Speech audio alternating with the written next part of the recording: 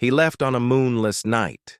He didn't take much, just a backpack, an old notebook, and what was left of the silence inside him. There were no goodbyes, no explanations, just the urgent need to disappear. The neighbors quickly forgot his name. The house where he lived was sold without anyone asking about him, and just like a line in the sand being swallowed by the sea, he was gone. But before he left, he said one thing to those who still cared. If anyone looks for me, tell them I was never here. And for years it worked. New city, new name, no internet, no photographs. He wanted to be forgotten, but what he didn't know. There are things that don't go away just because we ask them to, things that continue to live on the outside, or worse, on the inside. It started with dreams.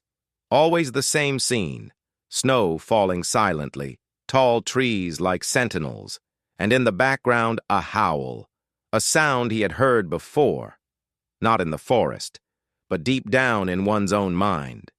Time passed, but the high sound continued. And every morning, exactly at 3:15, he woke up. The clock stopped. The house was silent, but the howl, still there. And the strangest thing, he wasn't afraid. I felt that someone called him by a name that no one else remembered. Some requests get lost in the wind, but others are heard for what never forgets. If you've ever tried to delete something that keeps coming back, maybe this story belongs to you too. At first, he tried to ignore it. He called it insomnia. He called it paranoia. It's just my mind slipping back into old patterns, he repeated to himself. But every night, at the same time, he woke up. Not because of the noise, but because of the lack of it. The house looked like hold your breath, as if something outside was listening. And then came the sounds. First, the rustling of leaves outside. Then, the creaking of the floor, even though no one was stepping on it. And finally, always the same sound. The howl. It wasn't tall, nor animalistic. It was melancholic, as if someone was calling for him, but not with anger, with longing. The mirrors started to fog up even without steam. The clock, stopped for weeks, started ticking again, 8:15 with surgical precision. And one morning, looking out the window, he saw footprints in the snow.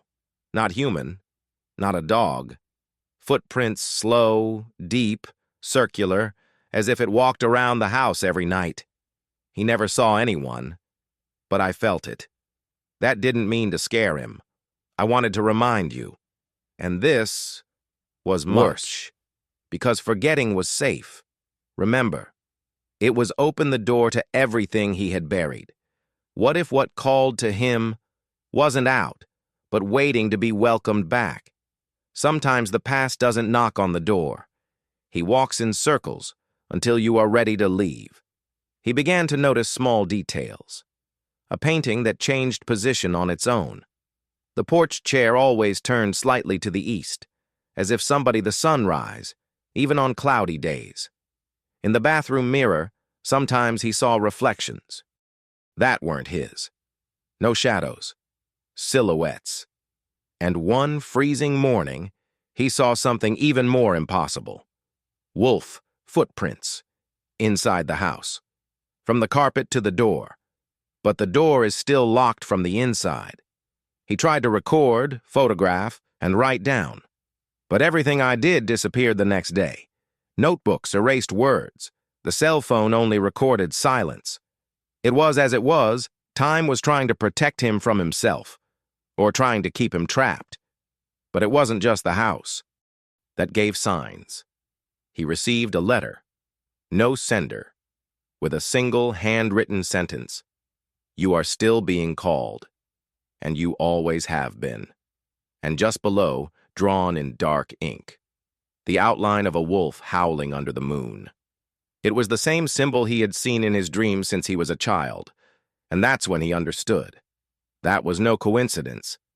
Era memory, asking to be seen. The howls, the mirrors, the broken clocks. None of that came from outside. They were echoes. Really, time that never. Time doesn't heal everything. Sometimes it just hides what you're not yet ready to face. And when signs cross time, it's because something is waiting on the other side of memory. He stopped fighting. Not because he accepted, but because he understood that what called him has always been with him. There was no point in moving to another city, erasing memories or changing names. The forest reached him even in his dreams. And that night, he slept without resistance. For the first time. He didn't close the curtains. He let the moon in. He lay on the floor, feeling the cold creep up his bones. And then woke up in the forest. I didn't know how or when, but I recognized the place. The same twisted tree, the same sound of the wind passing through the branches, and the same eyes. First, a pair glowing in the dark, then two, then dozens, lobos, stopped, silent, observing, no growl, no threat, just presence. In their center, the biggest of them all, gray, that they reminded me too much of their own eyes. And when he tried to speak, no words came out. But the wolf came closer, eye to eye. And wings, he remembered.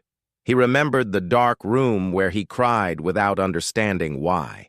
He remembered the broken promises, the erased names, the muffled sound of screams that no one wanted to hear. He remembered who he was before he asked to be forgotten. The wolf said nothing, but howled, a long, melancholic, ancestral sound. And all the others howled. Together. The forest reverberated. The ground shook slightly. And he cried. For the first time in years, not out of sadness, but for recognition. There, among beings who never spoke, he was heard. There, among specters that no one else sees, he belonged. Because the pack that called him was not made up of just wolves. It was made of all the versions of himself he tried to bury. Each howl was a fragment of himself. Every look, a memory waiting to be welcomed. And in that moment, he understood. I wasn't being chased. I was being remembered. And sometimes the only way to be whole again, it is to be called back to who you once were. He woke up with his face pressed against the cold living room floor. The fireplace was unlit. The clock had stopped. The pale morning light was trying to penetrate the fog outside the window. Everything was in place, but nothing seemed the same. The furniture was older. The photos on the bookshelf showed familiar faces he didn't remember meeting. And on the foggy window glass, footprints, but not outside. Inside. He stood up slowly. Each step echoed as if the house were listening to him. The backpack was on the floor, open. Inside, it was a folded piece of paper. The same handwriting as the previous letter. You remembered. Now others will remember you. And just below, hand drawn, the outline of two wolves side by side. He tried to leave. The front door opened effortlessly. Outside, the forest awaited him. The same one from your dreams. Time. But this, she was real. He walked to the trail, and before taking the first step, he looked back. The house was no longer there. In its place, only trees, and the sound of a howl, distant, followed by another, and one more, as if it were coming from him. Because maybe it really was. He hadn't come back. He had crossed. Some awakened from sleep, others awakened from themselves. If you've also heard this call, then you know. There are stories that don't end. They just come back in another form. Join those who listen. Follow the howls. The pack is waiting. Subscribe to Shadows of the Pack.